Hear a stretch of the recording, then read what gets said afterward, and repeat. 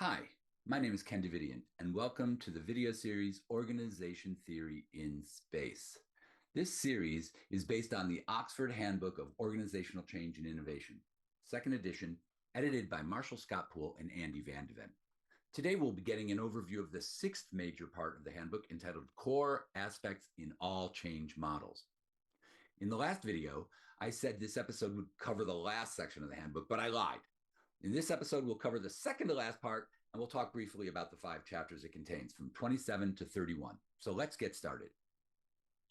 Chapter 27 compares 2 ontologies of change, the episodic and the continuous change concepts.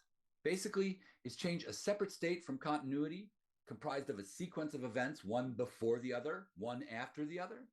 Or is it a continuous flow of actor agency and movement, connecting past to the present, to the future? They introduce a view that actors take past, present, and future events into consideration as they change. Change and continuity are 2 dimensions, basically, of the same movement.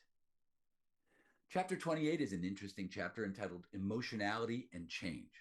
This chapter has a lot of interesting research results. For example, emotions are in everybody, everywhere, at some point, saying that all people, including business leaders, experience emotions and that emotions influence their choices and behaviors.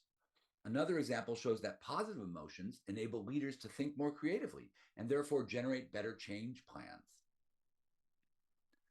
Chapter 29 talks about change and the dark side of change and resistance to change. The authors assert that not all change is good, meaning some change is actually bad. Also, they propose that not all resistance is bad, so some resistance can be good. Dark side perceptions then become a concern if a change is even perceived to be unethical, frivolous, irresponsible, motivated by self-interest, harmful, or destructive. The authors really unpack the dimensions of change, and it's a fascinating chapter with some frightening and fascinating results. Chapter 30 begins by trying to define what organizational death is.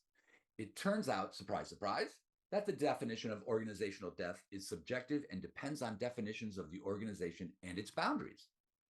3 types of endings are discussed, including the legal ending, the ending of a social arrangement, and practice-based endings, where they blur the boundaries of what a firm is by adding artifacts, symbols, routines, activities, and other amorphous elements.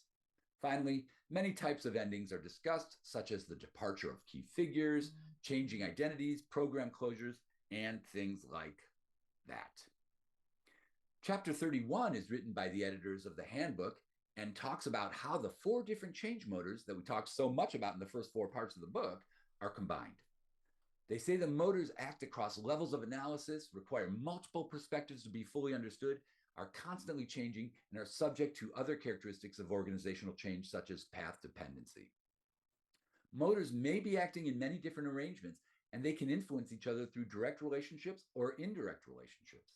Finally, these motor combinations generate complex processes like those found in organizational change and innovation. So when we take a look at how these chapters fit into the social system hierarchy levels of analysis chart, we see that these chapters talk about overview topics and also address the organizational and intra-organizational levels. I'm beginning to think that maybe the chapters I've put into the multi-sector level might be extended down to the field or sector level of the hierarchy. I'll be interested to hear what you think, and if you think I'm putting the correct chapters at the correct levels in the hierarchy. So, how do some topics in this section pertain to the space sector? I think the chapters on emotionality and dark side are particularly interesting because these are concepts and topics that we basically do not include in any kind of our thinking or models of the space sector and the organizations within it. So I think that's a really important aspect that we should start considering to some extent, when we start figuring out how to analyze these industries and industry segments.